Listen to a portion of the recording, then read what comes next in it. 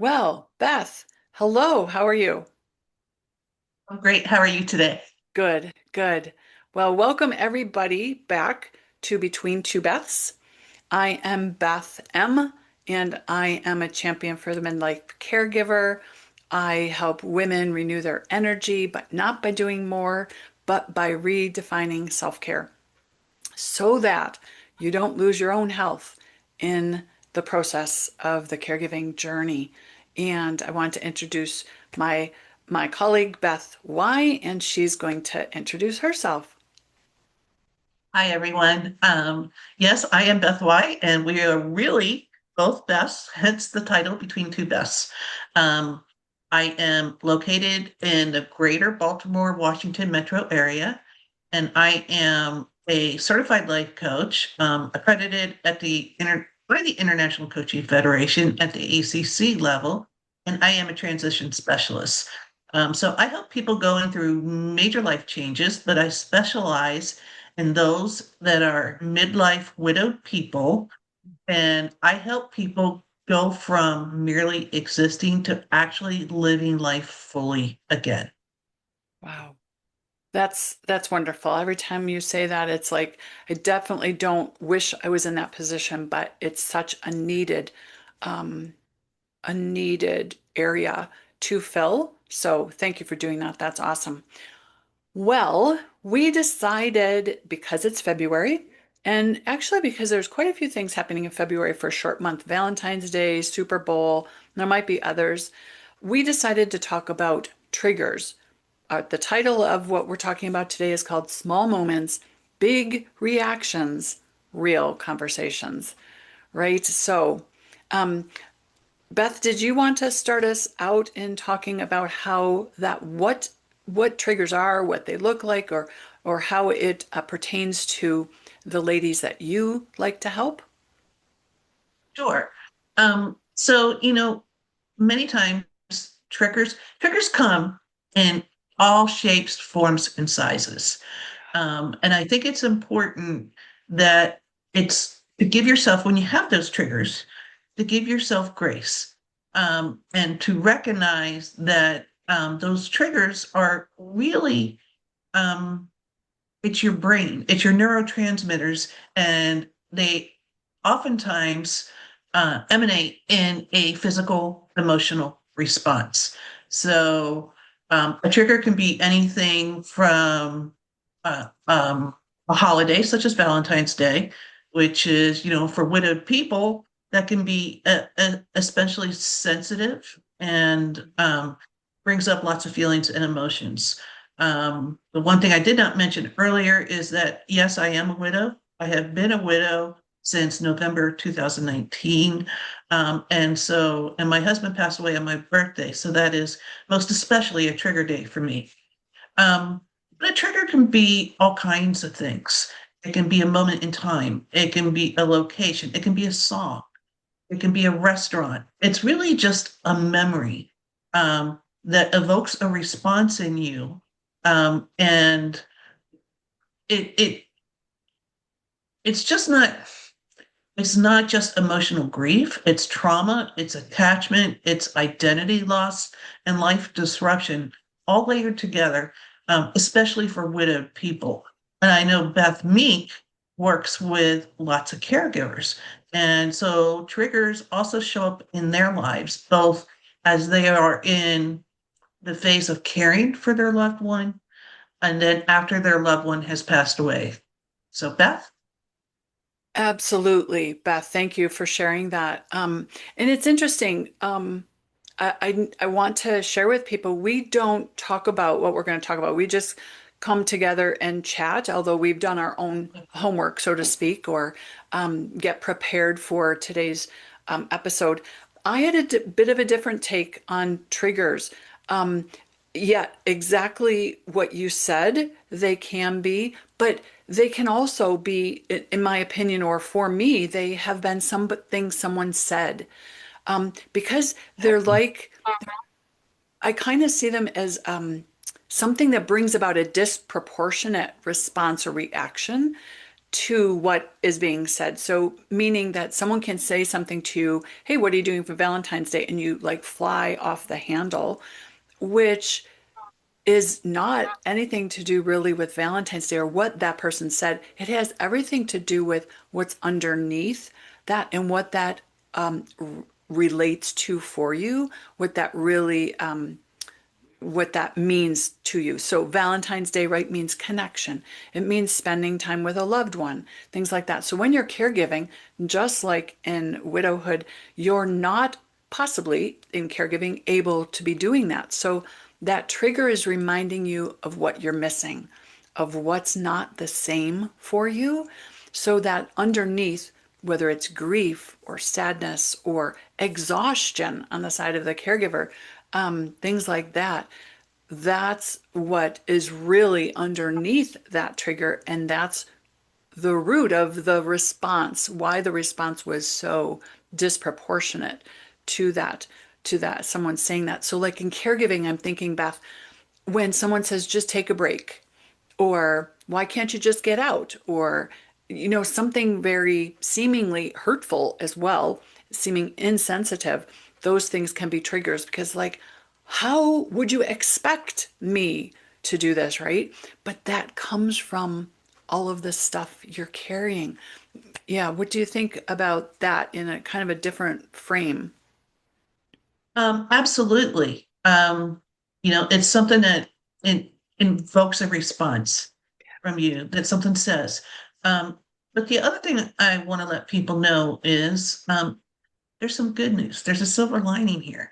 Yeah. Um, what's sneaky is that triggers can also be positive moments, Hmm. right? Okay. And this was an aha moment for me not too awfully long ago, where um, I was in a situation and I was thinking about something with my husband, Hmm. and a huge smile and a feeling of warmth came across me. Hmm. Now, it's different for everybody, but it's something that over time, and everybody's journey is on their timeline, um, but it can be a warm reflection. It can bring a Hmm. smile to your face. So I think it's important that when that happens as well, um, it's okay. Yeah. That's part of the healing process. Yeah. So, what are your thoughts on that, Beth? Yeah, that's really amazing to think of it more in the positive because I've only ever viewed triggers in my life as negative, things that made me respond in a way I didn't want to respond, rather than thinking of them in a way that it caused a response, a positive, in a positive way or in a more loving way. And offhand, I can't think of any caregiver situation other than looking back, and that's, my mom is who I cared for, and she passed. So looking back, yes, those triggers, whether it's a song or a day or something like that, can remind me of being with her and bring that wonderful feeling and thoughts Yeah. about that time, even especially as now my time with her, she died in 2017. So my time with her has, the distance grows, right? So the more the distance grows, at least for me and my situation where grief was concerned there, the more I can smile about those reminders, those memories, those triggers, if you will, those small moments. They bring big reactions, as we said, but in that case, it's a positive one. So you're right. And in caregiving, I suppose, as I think about it, when we're caring for ourselves and taking care of ourselves as best we can in the circumstance, we can be the best caregiver we can be. And so that can bring a sense of joy that we are actually helping our mom or our husband or our friend or whomever that loved one is in a way that they can't help themselves. If you think about it, it is really a sacrificial role that we take on. And so that could be one of those really big moments that we think about in a positive way. So thank you for giving that other side of triggers. Yeah. Um, it's important that we, in coaching, that's a tool that we have in our toolbox that we call reframing. Yes. And, at the further distance I get away from when my husband passed away, I'm able to embrace that. And based on my training and my practice, but it's a learned skill. Let me tell you that, and it takes practice and implementation. But most of us, as Beth initially said, was um, when we think of triggers, we think of those that evoke these types of reactions, and and depending on where you are in your process, that might be the one that is most prominent, right, for you. So, what I will share that when you feel those triggers, it's not proof you're failing by any means. A trigger is proof that you love deeply. It's your system doing what it is learned to do. It's to protect you. So, a gentle tool that I can use or offer for people when you feel these triggers, recognize it, right? Have a conversation with yourself or your friend or whomever that you're Mhm. comfortable having this conversation with.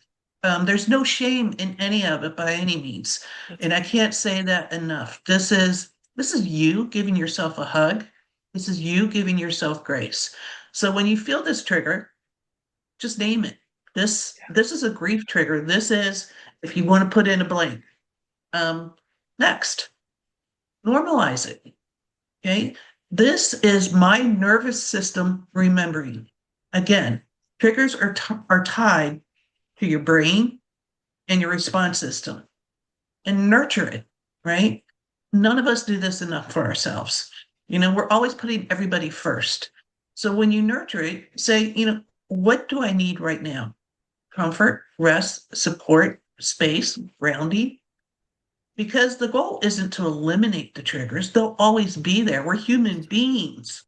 The goal is to build capacity to move through them with self trust. And regardless of whether, we talk in the context of widowhood, caregiving here, but this can be applied to any trigger out there in just about any situation. Absolutely. So, any thoughts on that, Beth? Well, yes, it's very interesting that you did that because I came up with a bit of an acronym for helping with triggers as well. But your nurture part, I wanted to talk about because we're caregiving and or widowhood, or like you said, in life, we are all triggered. We all experience those triggers.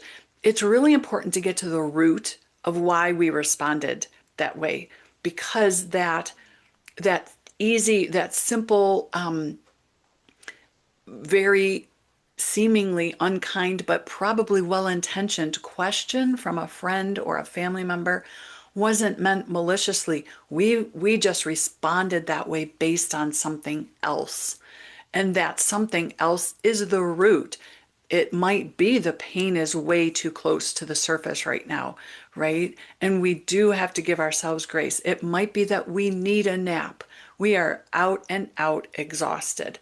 And I know exhaustion and fatigue is one of my triggers, my main triggers. When I don't get enough sleep, and I'm not in a season of caregiving right now, anybody can say anything to me and I either get emotional or I fly off the handle or whatever. And I know when that happens, if I don't remove myself, then I could, say things that I don't mean, don't want to say. So then doing what it takes, take a nap, remove yourself, whatever that is. Say no, I'm sorry I can't go to dinner tonight because I won't be good company, right? So that really landed well for me. And the other thing that I was going to mention is too that we all are triggered. We all have different things that trigger us, not just because we're in caregiving, not just because we're a widow, but when we're in these seasons that seemingly overwhelm us and really take over who we are, everything is multiplied and everything is magnified, right? So you're not abnormal. It is very normal to be going through these things. It's just an abnormal season that you're going through, but we're going through it, right? That's the thing. We're always moving. We're always moving into that next season, whatever that might be, right? Yeah. Well, thank you for those insights, Beth. I want to just touch on and maybe emphasize a couple of Yeah, things please. um, that you said, maybe say it a little bit differently. But you said root cause. Um, you know, you'll hear me use some of these terms if you listen to these series, you check out my social media, et cetera, many times over. Okay. Step number one is awareness, right? Root cause awareness, said a little differently.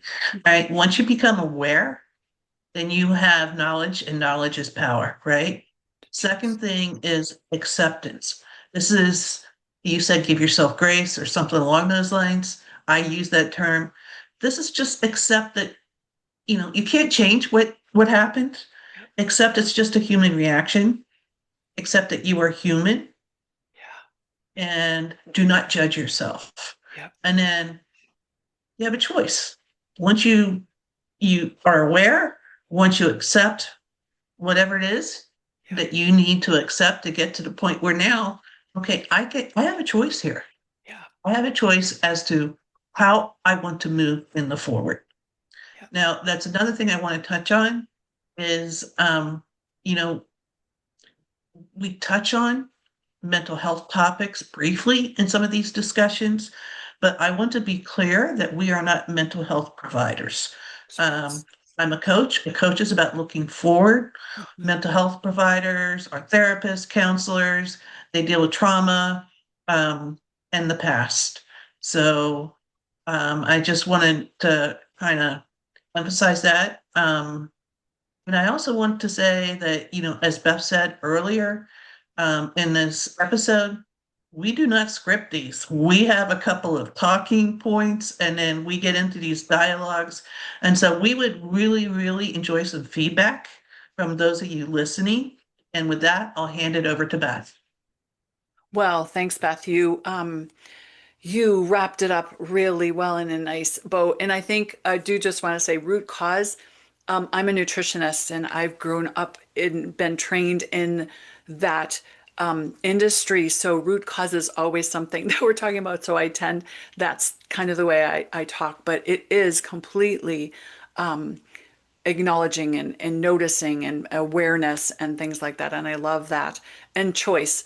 I love that you said choice because as soon as you said awareness, that knowledge is the ability to choose Exactly. what way we're going to go. So thank you for wrapping that up in a nice, neat package for us. And I don't think I have anything else to reiterate except to thank you all for watching and or listening. And we look forward to being back with you again in a couple weeks. And we'll say goodbye for now then. Bye, Bye, till everybody. next time.